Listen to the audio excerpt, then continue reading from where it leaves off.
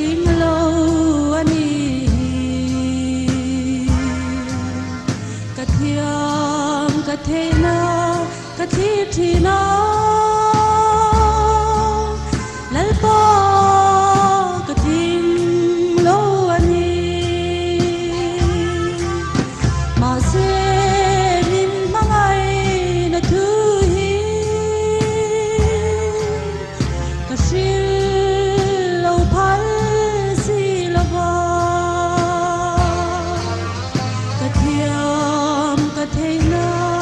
atem siya Lalpa kathing lo ani Ting lo le chak lo na puar beli I thei na ka ngaye I ro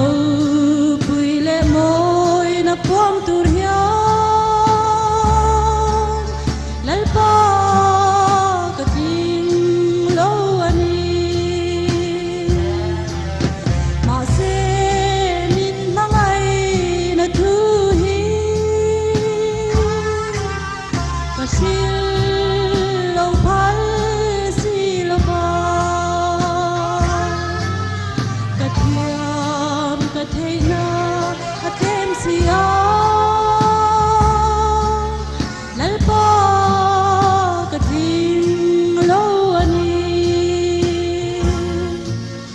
Rathei te fakna ilong thin kha Kei ting lo mai la Mangai tu pathian ini wangi Lalpa iving choi moi ro Ma se min mangai na thu hi